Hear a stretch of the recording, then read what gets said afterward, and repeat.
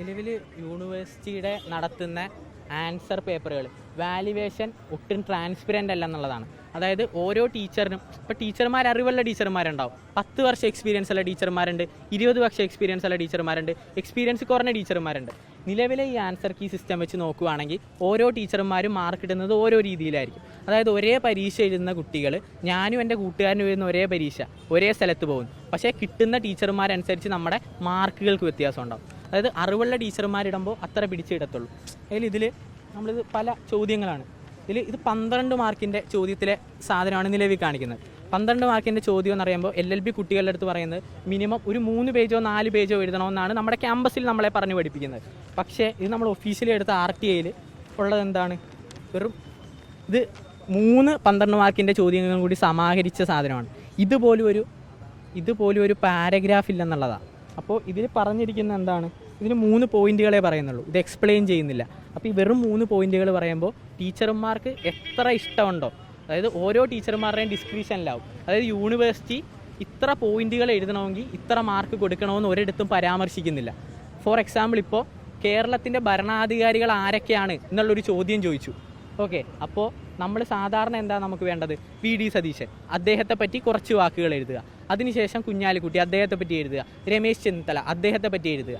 നിലവിൽ ഇത്ര മാത്രമേ ഇതിൽ പരാമർശിക്കുന്നുള്ളൂ. അല്ലാതെ ഇപ്പോൾ ഒരു ടീച്ചർ പറയുവാണ് VD സതീശനെ പറ്റി എഴുതി, അദ്ദേഹം പറവൂരത്തെ MLA ആണ്, അല്ലെങ്കിൽ ഇത്ര 25 കൊല്ലമായുള്ളൊരു MLA ആണ്, നിലവിൽ കേരളത്തിൻ്റെ മുഖ്യമന്ത്രിയാണ്, നിലവിൽ അദ്ദേഹം കൈകാര്യം ചെയ്യുന്ന വകുപ്പുകൾ ഇത്രയാണ്, ഇത്ര എഴുതിയാൽ ഒരു ടീച്ചർ മാർക്ക് കൊടുക്കുക. അല്ലെങ്കിൽ ചിലപ്പോൾ വേറൊരു ടീച്ചർ ഇതല്ലാതെ കുറച്ചുകൂടി അഡീഷണൽ ഡീറ്റെയിൽ എഴുതിയാലേ മാർക്ക് കൊടുക്കുകയുള്ളൂ. ചില ടീച്ചർമാർ ചിലപ്പോൾ അദ്ദേഹം പറവൂരത്തെ MLA ആണെന്ന് മാത്രം എഴുതിയാൽ മാർക്ക് കൊടുക്കുന്നത്. ഒരു സ്പെസിഫിക് ആയിട്ടുള്ള ആൻസർ കീ അല്ല, മനസ്സിലായില്ല? അപ്പോൾ ടീച്ചർമാർക്ക് ആബ്സല്യൂട്ട് ഡിസ്ക്രീഷൻ കൊടുക്കുകയാണ്. ആബ്സല്യൂട്ട് ഡിസ്ക്രീഷൻ എങ്ങനെ പോയാലും ആർബിട്രറിയാണ് എന്നാണ് നമ്മൾ എല്ലാ നിയമങ്ങളും പറയുന്നത്. അങ്ങനെയാണ് ഏത് നിയമം എടുത്താലും പറയുന്നത് എന്താണ്? ഡിസ്ക്രീഷൻ കൊടുക്കുമ്പോൾ കറക്റ്റായിട്ട് സ്പെസിഫിക് ആയിട്ട് ഡിസ്ക്രീഷൻ കൊടുക്കണം, അല്ലെങ്കിൽ ഓരോ ആൾക്കാരുടെ ഇഷ്ടത്തിനനുസരിച്ചായിരിക്കും മാർക്ക്. ഇപ്പോൾ ഇതിൽ ഇപ്പോൾ ഒരു സാധനത്തിലാണെന്ന് ഓർത്തു, ഇപ്പോൾ ഒരു ടീച്ചറിന് ഇഷ്ടമുള്ള പോലെയാണ് മാർക്ക്, ഇതിലൊരു വ്യത്യാസമില്ല. ഇങ്ങനെയുള്ള പ്രശ്നങ്ങൾ കൊണ്ടാണ് കഴിഞ്ഞ ദിവസം ഒരു RTI നിങ്ങൾ എല്ലാവരും കണ്ടിട്ടുണ്ടാവും.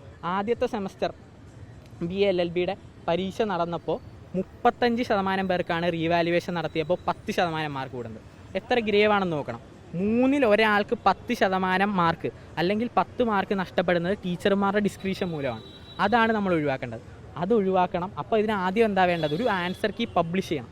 ഒരു എക്സാം നടന്നാൽ ഒരു 7-10 ദിവസത്തിനുള്ളിൽ ആൻസർ കീ നിർബന്ധമായും പബ്ലിഷ് ചെയ്തിരിക്കണം.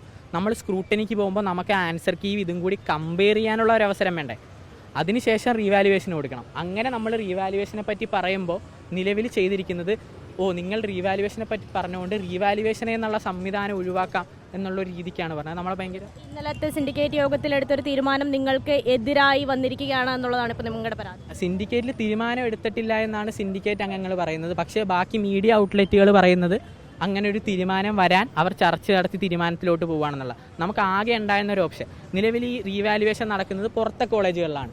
അപ്പോൾ ഇവിടുത്തെ കോളേജിലെ ടീച്ചർമാരല്ലായിരിക്കും നോക്കുന്നത്, അതുകൊണ്ടാണ് ഇങ്ങനൊരു വ്യത്യാസം വരുന്നത്. പക്ഷേ ഇവിടുത്തെ കോളേജിലെ ടീച്ചർമാരെ തന്നെ 2 പ്രാവശ്യം നോക്കുകയാണെങ്കിൽ അവർ ഇതേപോലെ ഒരു ആൻസർ കീ ഇല്ലാതെയല്ലേ നോക്കുന്നത്. അപ്പോൾ ഒരു ആൻസർ കീ ഇല്ല, ഒരു ട്രാൻസ്പെറൻസി ഇല്ലാതെ നമുക്ക് എങ്ങനെ മുന്നോട്ട് പോകാം? സാർ, ആൻസർ കീ വേണം എന്നുള്ളതാണ് ആവശ്യം. കൃത്യമായിട്ടുള്ള ആൻസർ കീ വേണം. 7 ദിവസത്തിനകത്ത് പബ്ലിഷ് ചെയ്യണം. 7 ദിവസത്തിനുള്ളിൽ പബ്ലിഷ് ചെയ്യണം. അത് പബ്ലിക് ഡൊമൈനിൽ അവൈലബിൾ ആയിരിക്കണം. ഈ SA പരീക്ഷയ്ക്ക് എത്ര രൂപയാണ് നമ്മൾ നൽകുന്നത്? അതുപോലെ തന്നെ ഈ റീവാലുവേഷൻ കൊടുക്കുമ്പോൾ 790 SA പരീക്ഷയ്ക്ക് എത്ര രൂപ? റീവാലുവേഷൻ കൊടുക്കുമ്പോൾ നിലവിൽ 820 രൂപയാണ്. 820 രൂപയാണ്. ആദ്യത്തെ സേ പരീക്ഷ ഫ്രീ ആണ്.